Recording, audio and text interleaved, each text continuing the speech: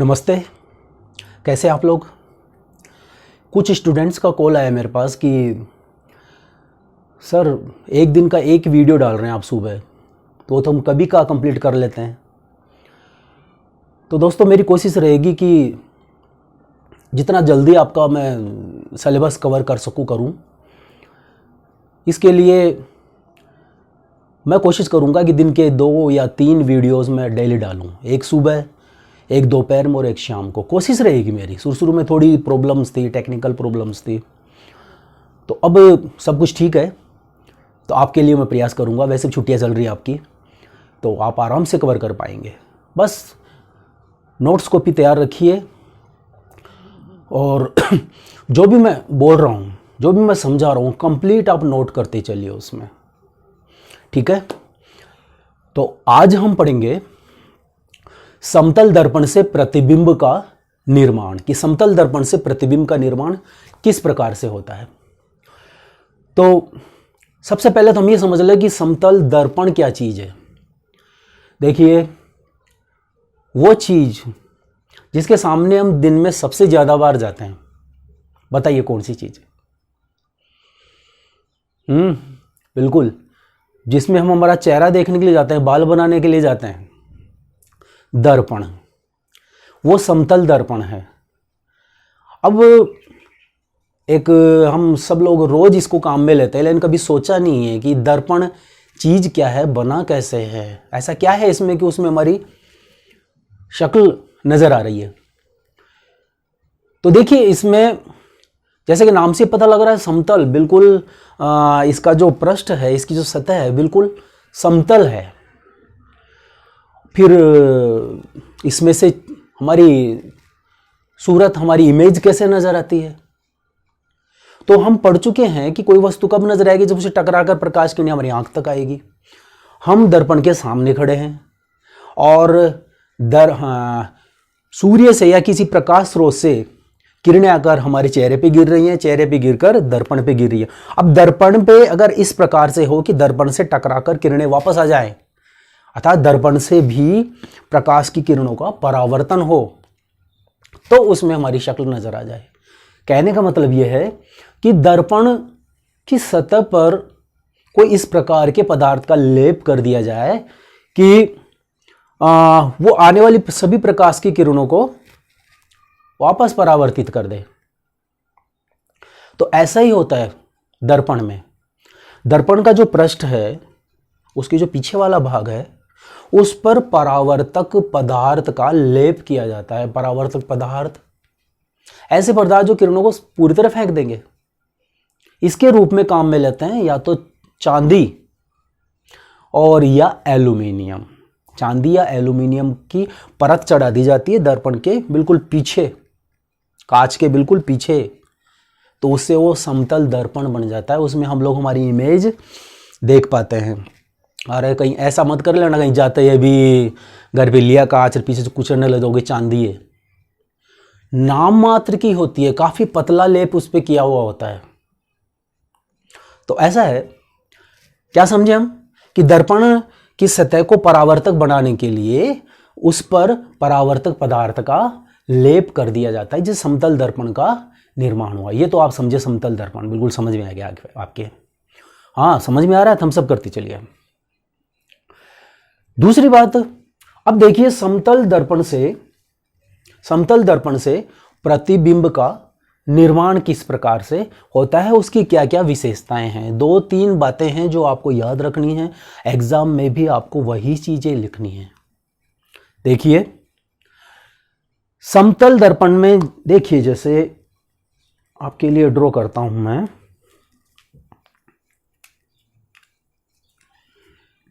देखिए, मान लीजिए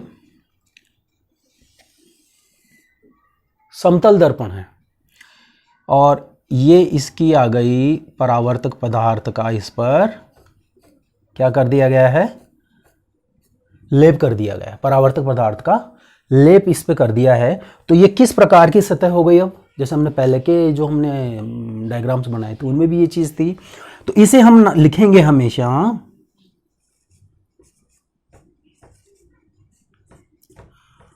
परावर्तक पृष्ठ, हमेशा इस चीज को ध्यान रखें, क्या लिखेंगे, परावर्तक पृष्ठ। अब देखिए इसके बिल्कुल सामने सुबह सुबह हम उठते ही पहला ख्याल यह आता है कि मेरी हालत क्या है। अब खुद की हालत देखने के लिए हमको दर्पण के सामने जाना पड़ता है। तो देखिए जब दर्पण के सामने जाते हैं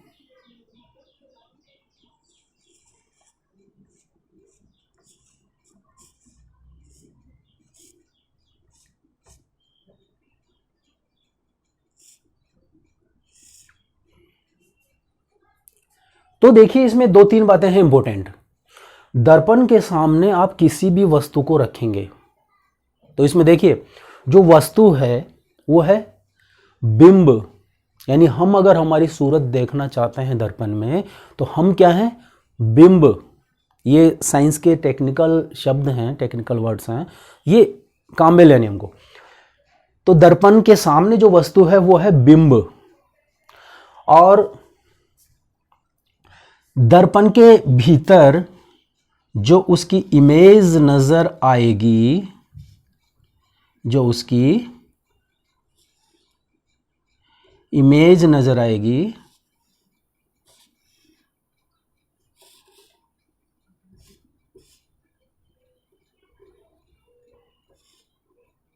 बराबर बना दूं, कहीं आप कहेंगे सर एक बड़ा है दर्पण में बड़ा थोड़ा नजर आता है। देखिए दर्पण में जो इमेज नजर आएगी उसके बारे में आपको तीन बातें ध्यान रखनी है, अच्छी तरह समझ लीजिए, ये ही हमको एग्जाम में लिखना है।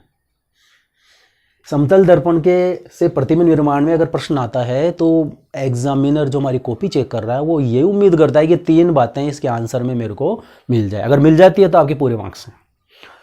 देखिए पहली बात, दर्पण से जितनी दूर बिंब है यानी वस्तु है, समझिए, दर्पण से जितनी दूर वस्तु या बिंब है, दर्पण के भीतर अंदर की ओर उतनी ही दूर उस बिंब का प्रतिबिंब बनता है। पहली बात है, यानी किससे दूर, हम ले रहे हैं परावर्तक पृष्ठ, ये जो सतह है ना परावर्तक पृष्ठ, इससे जितनी दूर बिंब होगा उतनी ही दूर दर्पण के अंदर की ओर हमको प्रतिबिंब उसका नजर आएगा, यानी दूरी समान रहेगी। पहली बात हमको ये ध्यान रखनी है, दूरी समान रहेगी, जितनी दूर बिंब उतना ही दूर उसका बनने वाला प्रतिबिंब, पहली बात। दूसरी बात हमको ध्यान रखनी है कि बिंब का जितना आकार होगा, बिंब का जितना आकार होगा उतने ही आकार का उसका प्रतिबिंब बनेगा, यानी बिंब जितना बड़ा होगा प्रतिबिंब भी उतना ही बड़ा होगा, दोनों का आकार समान होगा। दो बातें हो गई। पहली बात, बिंब जितना दूर होगा प्रतिबिंब उतना ही दूर बनेगा, यानी दूरी समान होगी। दूसरी बात, आकार, बिंब का जितना आकार होगा प्रतिबिंब का भी उतना ही आकार होगा। ये दो बातें ये हो गई। तीसरी बात जो बहुत इंपॉर्टेंट है और उसमें और प्रश्न बनेगा, अभी बताएंगे आपको। तीसरी बात, बिंब का दायां भाग प्रतिबिंब का बायां भाग बन जाता है, यानी कि बिंब का राइट पोर्शन प्रतिबिंब का या इमेज का लेफ्ट पोर्शन बन जाता है, और बिंब का बायां भाग प्रतिबिंब का दायां भाग बन जाता है, यानी बायां भाग दायां दिखेगा और दायां भाग बायां दिखेगा। ये तीसरी बात आपको लिखनी है। और इसी को जो होना है ना कि दायां भाग बायां नजर आ रहा है, बायां भाग दायां नजर आ रहा है, इसी को पार्श्व परावर्तन कहते हैं, इसी घटना को। तीन बातें हो गई, फिर से रिवीजन देखिए, मनन करते चलिए साथ साथ के अंदर। पहली बात हमको क्या लिखनी है कि बिंब कि जितनी दूरी होगी उतनी ही दूरी पर प्रतिबिंब बनेगा। दूसरी बात, बिंब का जितना आकार होगा उसी आकार का प्रतिबिंब बनेगा। तीसरी बात, बिंब का दायां भाग प्रतिबिंब का बायां दिखेगा और बिंब का बायां भाग प्रतिबिंब का दायां भाग दिखेगा। यानी बायां दायां और दायां बायां, ये तीन चीजें हमको लिखनी है किसमें? समतल दर्पण से प्रतिबिंब निर्माण में। प्रश्न लिख लीजिए, इसमें क्या बनेगा? प्रश्न ऐसा है बनेगा इसका कि समतल दर्पण से प्रतिबिंब निर्माण को समझाइए। समतल दर्पण से प्रतिबिंब निर्माण को समझाइए, ये प्रश्न लिख लीजिए। उसके बाद में आप लिखेंगे कि समतल दर्पण से प्रतिबिंब निर्माण को निम्न प्रकार से समझाया जा सकता है। फिर आप डायग्राम बनाइए। डायग्राम के बाद में आप लिखेंगे कि समतल दर्पण से प्रतिबिंब निर्माण में निम्नलिखित 3 बिंदु मुख्य रूप से होते हैं। उसमें पहला बिंदु दूरी के लिए लिख दीजिए जैसा आपको समझाया है। दूसरा बिंदु आकार से संबंधित लिख दीजिए कि आकार समान रहेगा। और तीसरा बिंदु लिख दीजिए पार्श्व परावर्तन का, जिसमें बिंब का दायां भाग प्रतिबिंब का बायां भाग बन जाता है और बिंब का बायां भाग प्रतिबिंब का दायां भाग बन जाता है। ये चीज़ लिखेंगे तो आपका ये एक प्रश्न पूरा हो जाता है। अब देखिए एक प्रश्न इससे संबंधित जो बनता है, देखिए आप नोट्स तैयार करते जाइए तुरंत। जहाँ आपको जरूरत हो वीडियो को रोक लो और नोट्स अपने कंप्लीट कर लो, फिर आगे चलो। तो अगला प्रश्न इसमें बनेगा कि पार्श्व परावर्तन से आप क्या समझते हैं? पार्श्व परावर्तन से आप क्या समझते हैं? तो देखिए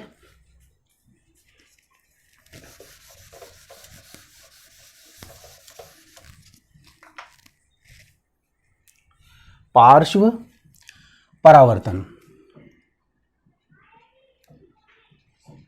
पार्श्व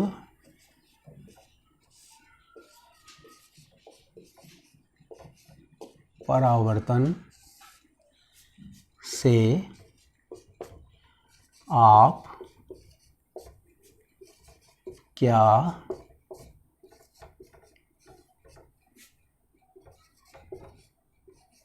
समझते हैं? ये पार्श्व परावर्तन से आप क्या समझते हैं?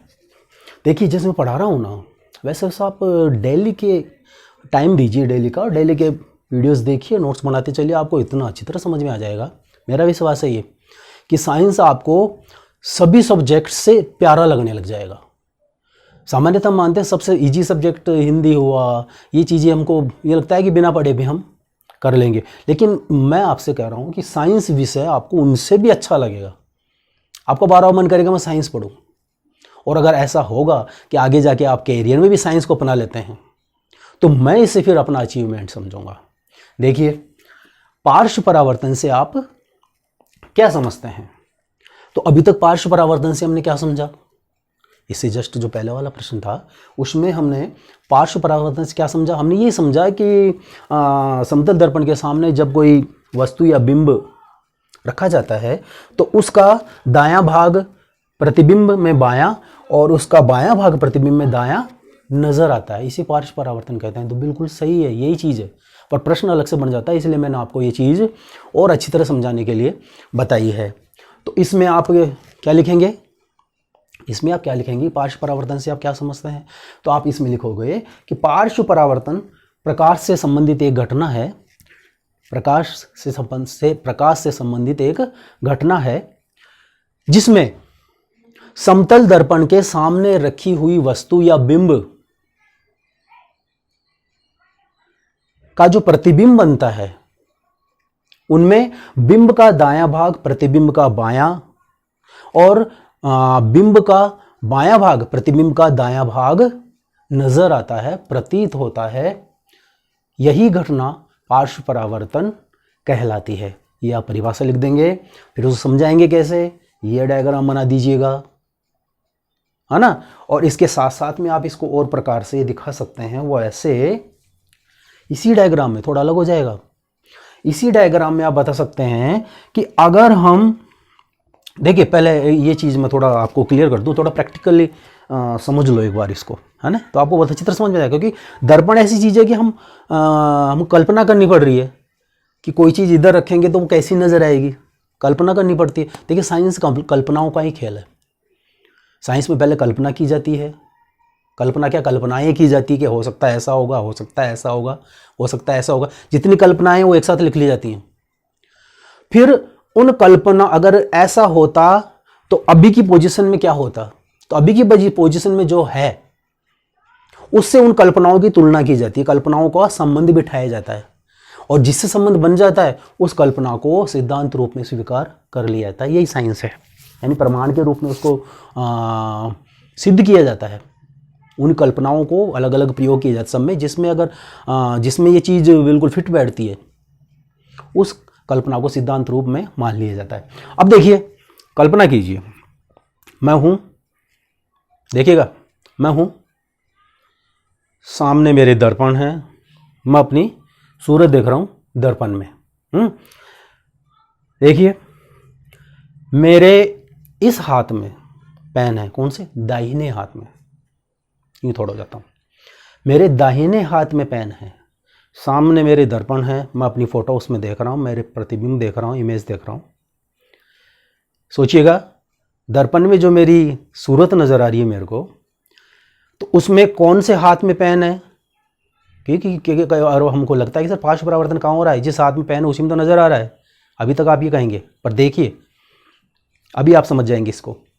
मेरे इस हाथ में पेन है, इस हाथ को मैं आगे बढ़ाता हूँ, दर्पण के टच हो जाता है, दर्पण के टच होता है तो उधर से भी पेन है, ये भी पेन है, दोनों पेन यू टच नज़र आते हैं। आपको सर इसी हाथ में तो है पेन, इसी में दिख रहा है, अरे नहीं, देखिए दाएं से बायां कैसे होता है, देखिए इस हाथ में पेन है, ठीक है, देखिए इसी में रहेगा।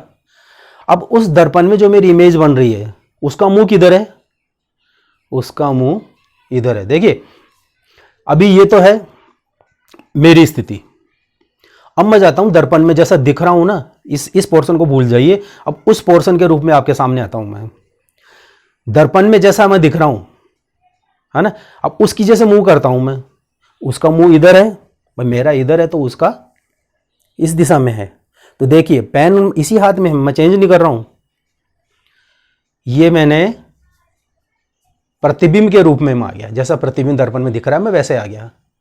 पेन इसी हाथ में है जिसमें मेरे पहले था, पहले जिसमें हाथ में था उसी में है, देखिए दाहिने हाथ में था, अभी भी दाहिने में है, लेकिन जो प्रतिबिंब बन रहा था उसमें किस हाथ में था पेन, देखिएगा दोबारा देखिए, इस हाथ में पेन है, उसके भी इधर वाले हाथ में पेन है, इधर वाले में, ये दोनों पेन टच हुए थे, है ना। अब मैं प्रतिबिंब के रूप में जाता हूं, ये प्रतिबिंब के रूप में, फोटो के रूप में, लेकिन पेन तो भी इस हाथ में है, जबकि प्रतिबिंब में किस हाथ में था, इसमें बाएं हाथ में, समझिए। तो जो बिंब के दाहिने हाथ में था वो प्रतिबिंब के बाएं हाथ में है, यानी जो दाहिना पोर्शन था वो अब प्रतिबिंब में कौन सा पोर्शन दिख रहा है, बायां पोर्शन दिख रहा है उसका।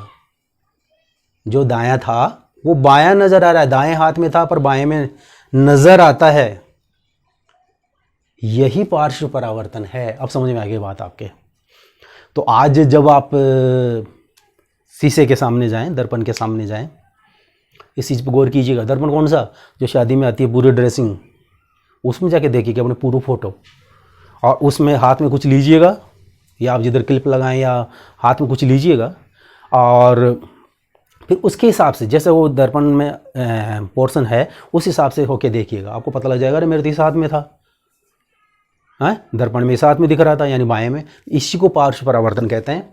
अब देखिए आप डायग्राम के अंदर जो चीज़ दिखाएंगे, एक तो ये दिखा दीजिए कि इसका दायां, भाई इसका जो लेफ्ट है, इसका जो लेफ्ट पोर्शन है वो इसका जब ये घूमता है तो इसका वो राइट पोर्शन बन जाता है, और इसका जो राइट है वो इसका लेफ्ट पोर्शन बन जाता है। ऐसे देखिए, अगर हम इंग्लिश का एक अक्षर है P, इसको अगर दर्पण में देखें तो देखिए कैसा नजर आएगा। ये नजर आएगा हमको, ऐसा नजर आएगा। समझ रहे हो? अब बताइए, अगर दर्पण के सामने जो बिंब है वो ये है, प्रतिबिंब कैसा नजर आएगा बताइए? कैसा? ऐसा? तो ऐसा, या ऐसा, या ऐसा? हाँ, इसका मतलब आप समझ गए हैं पूरी तरह से। ऐसा नजर आएगा। ये रोंग है, तीनों चारों ऐसा नजर आएगा। और बताओ, अगर इसको मैं ये कर दूं तो कैसा नजर आएगा?